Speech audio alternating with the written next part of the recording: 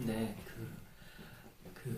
이름을 기억 못해서 기자분 캐릭터가 아까 네, 3시간짜리를 2시간을 추가하셨다고 하셨는데 그래서 그런지 모르겠는데 조금 전체 극 안에서 좀 뜨는 느낌이 있었거든요. 그래서 그 기자 캐릭터를 통해서 작품이 혹은 연출자께서 말씀하시고 싶었던 게 어떤 건지 이게 좀 궁금하고요.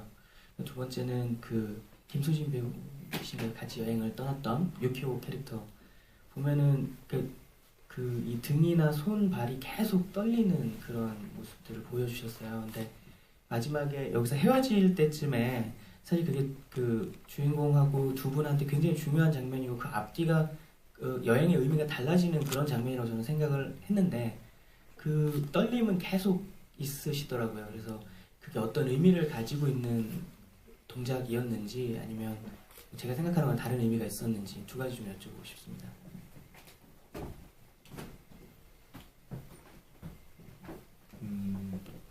일단 기자. 마키노는 이제 작품에서 각색본에서 계속 그 연기를 좀 혼자 하게 되어 있습니다. 상대 없이 독백으로. 각색본 원작본에서는 모노로그로 자기 얘기를 쫙 진행하는 부분이 많아서 사실은 이제 그 각색 원작자의 좀 허락을 받아서 소통을 하면서 좀 많이 대폭 수정을 한 그 대본이에요. 저희 작품 같은 경우 이렇게 여기 이렇게 염하는 씬 같은 경우는 원래 각색본 자체가 없었어요. 여긴 이거 그 씬 자체는 새롭게 완전 추가된 거고 그 마키노가 되게 이렇게 혼자서 외롭게 연기를 해야 되는 걸로 장면이 많이 처리돼서 그리고 스토리 안에서도 이야기가 보여지기보다는 장면의 이미지로 이 사람의 변화를 보여주다 보니까 그 여러 가지 또 이렇게 좀 혐오적인 장면도 연기를 많이 하고 있고 그래서 사실 관객들 예정에서 많이 벗어나 있는 인물이에요. 배우가 되게 힘들어했고 관객들 나를 다 싫어한다. 근데 이제 이야기를 봤을 때는 누군가의 죽음을 접근하는 태도가 기자임에도 불구하고 물론 이제 그냥 여기서 말하는 속된 그 기레기 같은 인물로 나오죠. 그래서 남의 죽음을 선정적으로 다루면서 그 죽음에 대한 이야기를 팔아서 자기가 이제 그걸 영위하는 인물로 나오는데 근데 이제 그 인물이 시즈토라는 인물이 죽음을 대하는 태도를 보면서 되게 필요 이상으로 또 약간 분개를 하거든요. 봤을 때 그런 사람이 있을 수도 있지 하고 지나갈 수 있는데 되게 화를 내고 그리고 그 사람을 또 추적해서 이 친구 얘기를 또 팔려고 막 해요. 그런데 이제 그 집에 가서 엄마를 만나봤더니만 하는 말이 그 엄마가 부모가 책임져야 한다면 당신은 지금처럼 살고 있는 모습도 당신의 부모가 책임을 져야 되는 거냐? 당신은 어떻게 생각하냐?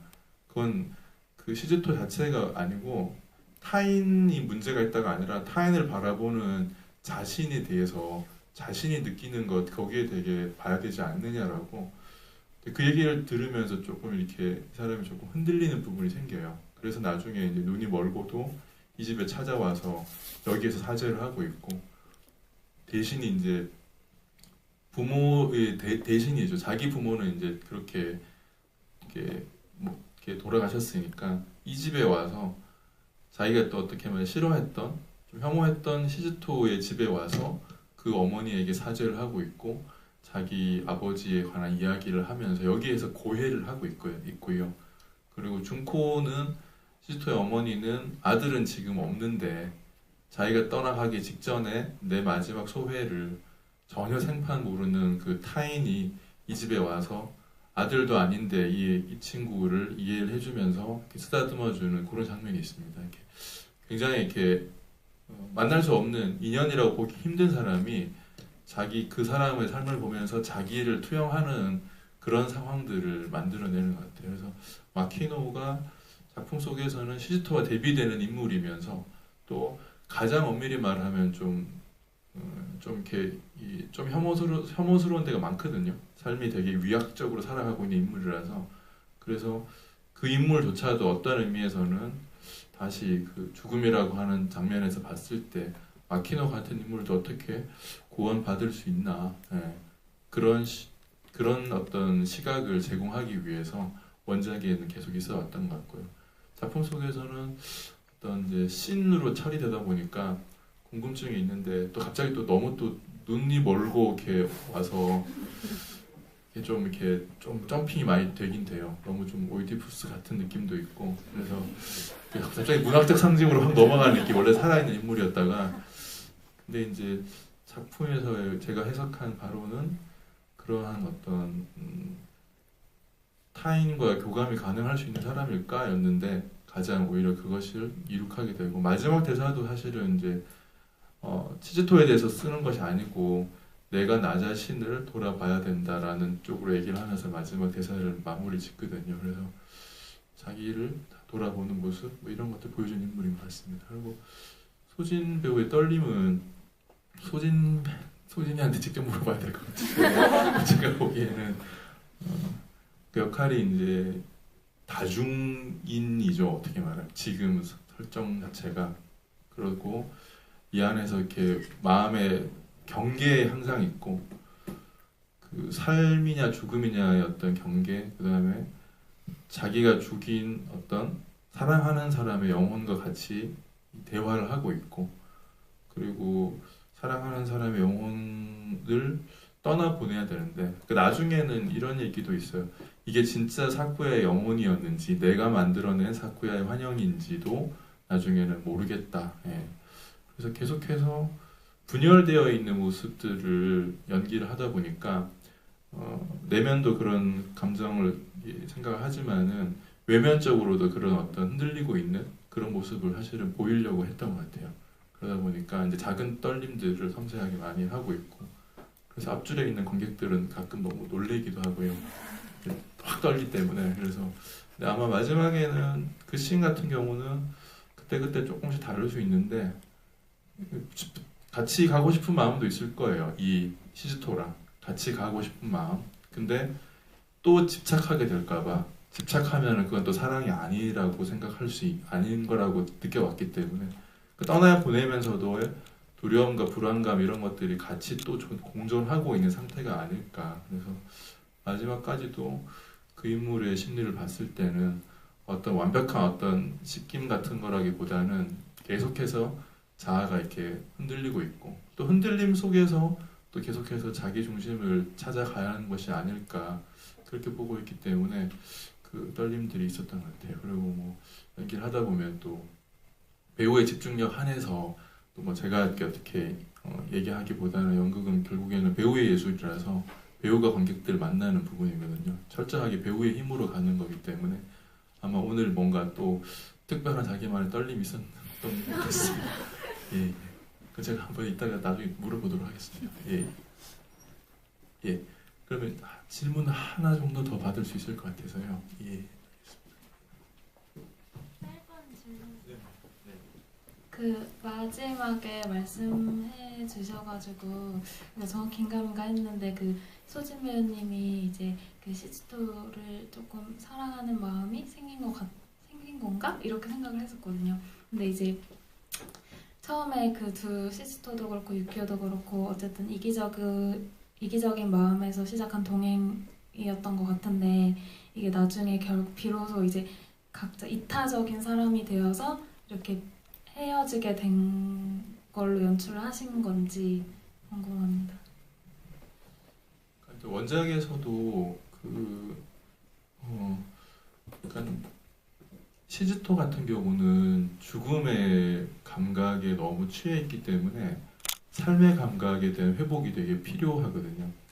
그러니까 타자가 이미 죽은 상태에서 이 사람이 죽은 상태 그리고 시신도 보지 못했고 그 자리를 그냥 찾아가고 있는 죽음의 감각에 익숙해져 있는 사람이라서 진짜로 살아있는 사람이 살기를 바라고 살아있는 사람을 위해서 자기가 좀 더 뭔가를 해보려고 하고 노력해보는 경험이 지금 이 유키오랑 가고 있는 첫 번째 경험인 것 같아요. 그래서 죽음의 감각에 빠져있는 사람한테 삶의 감각을 좀 회복하게 되는 것. 그래서 원작에서는 또 그 사쿠야가 떠나간 날 각색본에서 나와 있는데 그날 시즈토랑 유키오가 같이 일종의 이제 같이 첫날 밤을 보냅니다. 같이. 예, 그래서 근데 저는 그 얘기 좀 아닌 것 같아가지고 그렇다고 또 같이 또 바로 또 그러고 있는 건 좀 아닌 것 같고요. 그래서 일단 이 염을 하는 걸 통해서 자기 자신이 자기 자신을 구원하고 타인한테 의미가 있는 존재로서 자기를 구원을 받을 수 있는, 스스로를 구원할 수 있는 그런 그 캐릭터로 갔으면 했고, 그리고 이제 유키오의 입장에서도 유키오는 사실은 그 사람을 애도할 수 있으며 그 사람이 자기한테 살인을 하라 그랬든지 뭐 죽이라 그랬든지 하든지 관계없이 그 사람을 진짜로 애도할 수 있었다면은 사실은 그렇게 이렇게 병들지 않았을 것 같아요. 사람이 가장 슬픔이 왔을 때 애도할 수 있어야 되는데 애도할 기회를 못 찾고 바로 감옥으로 갔거든요. 끌려가서 살인자로 4년 동안 이제 살인은 아니지만 과잉방어로 과잉치사 그거로 해서 그렇게 감옥에 갔다 왔기 때문에 이 사람은 이제 애도하는 방법을 알아야 되는데 그 애도하는 방법을 결국에는 시즈트를 통해서 보는 거죠.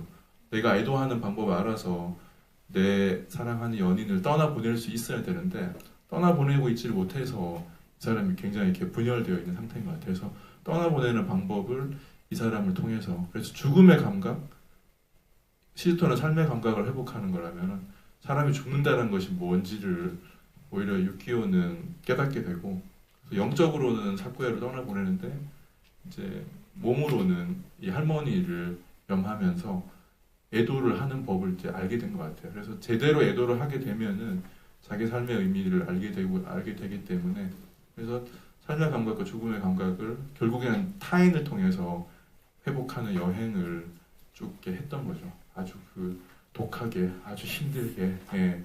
그래서 그렇게 했던 과정이었던 것 같습니다.